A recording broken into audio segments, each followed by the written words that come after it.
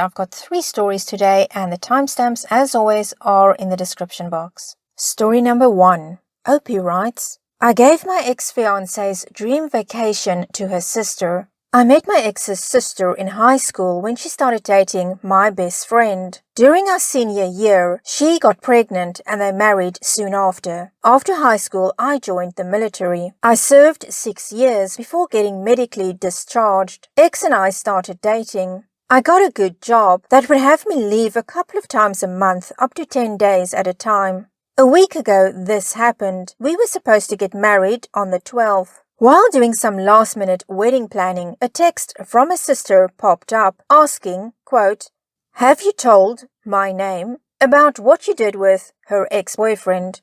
If you don't do it tonight, I will tomorrow, unquote. I asked her what was that. She tried to play it off. I kept pressing her and she said that during the bachelorette party, she ran into him but nothing happened. It was an obvious lie. I went through her phone when she fell asleep. There was texts and pictures with him all the way back from when we started dating. They would hook up every time I went on work trips. Sent proof to my phone. I woke her up, kicked her out, and ended the relationship. She did the cheater's script. I told her Stephanie looked a lot like her ex-boyfriend and showed her one of the screenshots with them together in my bed. She started to cry and I gently got her out the door. I cancelled all wedding plans and needed some help calling guests to inform them the wedding was off. My friend's wife said that during the bachelorette party, she caught them sneaking away and having intimate time. When she confronted them, she gave my ex the option of coming clean to me herself or she would do it. She did not know it was an ongoing thing. Now on to the honeymoon vacation. I had planned it so that it would be perfect for my ex. It was a 10-day trip to another country that she has always said was a, quote, once-in-a-lifetime bucket list place, unquote. There was nice hotels, amazing experiences, and overall her dream vacation. I was already out about 10 grand for the wedding and more if I cancelled the honeymoon trip. I made the decision to offer it up to them since I knew that they never had a honeymoon or really any real vacation since they got married young and had kids. Also, they just saved me money and time. They accepted. They were able to get the time off work and had made arrangements for the kids for the trip. My ex found out about it. She flipped out and was calling me and texting me about how much of an a-hole I am for doing that to her. How I knew that it was her dream vacation. How I ruined her life. I got messages from her friends and some of her family that she lied to and blaming me for the breakup. Her ex even texted me saying that I'm not a real man and then threatened me. She must have went there last night as he shouldn't have my number. I have not responded to them at all. Update. Funny thing about me is I can be in a war zone and be calm as can, have a clam head. But in the situation of that night, I was a mess. I was not thinking. When you get a bunch of messages telling me off from people I thought cared about me, it threw me off. On the bright side, I get regular checkups because of my job, blood work included, but I went and got checked specifically for anything sexual and all was negative. I followed some of the requests and got a restraining order on the affair partner for the threat. Pays to have good connections with local law enforcement. You all were right. I didn't really have to do anything for the truth to come out. She ended up going to her sister's place the night after she found out about the honeymoon, banging on the door demanding all the trip info. When she got denied, she went crazy, screaming and yelling, and eventually detained when the neighbor called the cops. Found out that during her fit, she confessed that she was just using me and never loved me, and she admitted sleeping around behind my back. Did I mention it was on camera? Doorbell cam. They posted it. I ended up getting messages from the family apologizing, but none from her friends. So I sent them screenshots of the messages and a PG-safe photo. Messages also included her talking crap about most of them. After that, the affair partner showed up to my house, trying to break in and, quote, talk, unquote, to me. He was drunk. I lightly self-defensed myself and, quote, carefully, unquote, detained him. Police came and he was arrested. I also have cameras with audio. Assault, attempted B and E, and for defying a restraining order. So she lost most of her family, friends, spent the night in jail, and her affair partner is going to jail. I was able to be set up on a contract for a month, which comes with bonuses and getting out of the country. Hopefully, my mind will be right when I get back. Also, my friend and his wife will be leaving today, Monday, for the trip. I was able to get some of the more personal details of the trip changed into their name. I also paid for the hotel to put a cheap camera and a note. Quote, remember to make lasting memories and document the journey, unquote. Well, OP, your ex definitely had that coming, and I'm just glad that you found out the truth before you went through with the ceremony. I'll never understand why people agree to marry somebody when in fact they still want to keep on with their single life and, as you say, sleeping around behind your back, seeing her ex. It just doesn't make sense to me. In fact, it almost sounds like she never really stopped dating her ex, but she started dating you as well and kept on seeing him and you. I do not know what goes through people's minds, honestly. But good luck to you, OP, and I hope her sister and your friend have a wonderful vacation.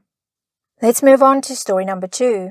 OP writes, I, 26 female, am an exotic dancer, aka stripper. I do have regulars, but 60% of the time, it's just newcomers. I recently had a new regular, and he's a decent guy, I guess. I don't usually ask or even go into detail about my personal life or vice versa, because it's just a job to me. I'm not looking to be friends with these guys or anything, but I'm not rude. I will have conversations and be nice. Well, I was at a brunch with one of my best friends, Mark, 30 male. During this brunch, a random woman came up to me yelling that I ruined her relationship, that I'm a W. I'm confused and lost. My friend Mark asks her what's going on, and she goes on to say that her boyfriend has been going to see me at the club I work at and is becoming obsessed with me. I told her there are a lot of guys that come in. She showed me a video of her going through his phone, and there were pictures of me walking and just talking to other girls there.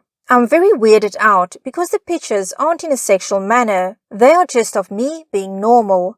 She starts crying, calling me a bunch of names, that I'm going to hell, I ruined her life, I must have seduced him, I'm over it. We obviously get kicked out because of the noise.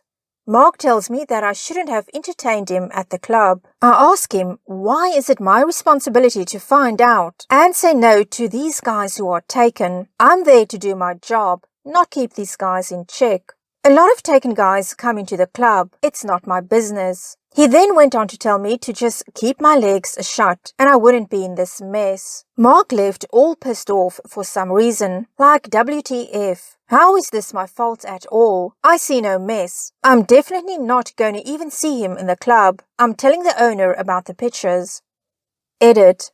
So the stalker boyfriend found out my real name because of the new girl. He asked her questions about me. I guess after that, he did his research. He has been following me for 3 days. His girlfriend found me because he was following me that day I had brunch. I will be taking legal action. I have already talked to my manager and have protection/security inside and outside the club now. Update. Went to work last night. Stalker client got arrested after trying to get into the club, starting to confess his quote love unquote for me. The new girl got fired, and I'm studying to get a gun. I'm still on the lookout for crazy girlfriend though. Opie stated in one of her comments that she and Mark are no longer friends. Well, Opie, I'm wondering if this guy has a record. Because what was he going to do? What was his plan? What was his end game? I think you're actually very lucky that his girlfriend came in there and approached you. Because who knows what this man had planned. And on we go to story number 3. Opie writes, I, female 16, never met my biological dad. My parents were young when my mom got pregnant. My dad had gone off to travel the world before my mom found out she was pregnant, and she had no way to contact him. I had pictures of him and my mom told me about him / told me stories. So my mom is white and my dad is black, resulting in me being biracial. We happen to live in a predominantly white area. I play varsity girls soccer at my high school. We got a new coach this year. Today, we had a meeting with him. He was a black guy. I instantly recognized his face. I just couldn't think from where. He then told us his name. It's a more common name, but the same as my dad. Then he talked about how he used to go to this high school and he traveled a lot and learned how other countries play soccer, aka football.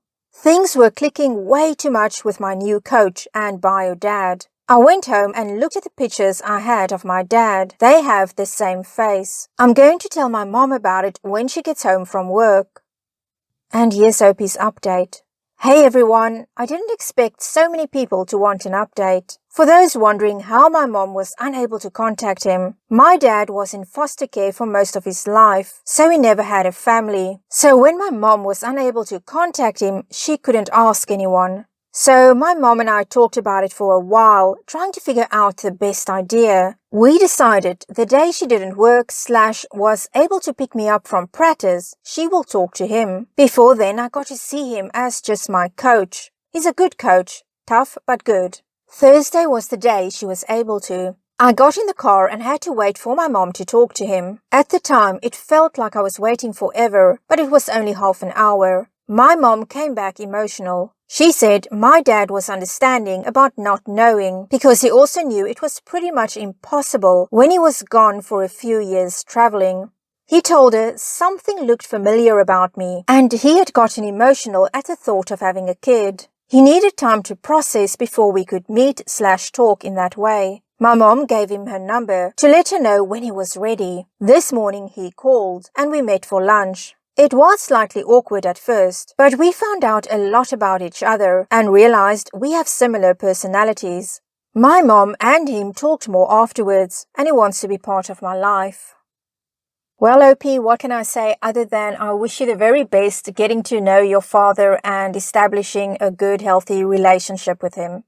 Well, that's it for now. Thank you once again for joining me. Give it a thumbs up if you did enjoy it. Consider subscribing, leave a comment, and I look forward to seeing you again very soon. Bye-bye.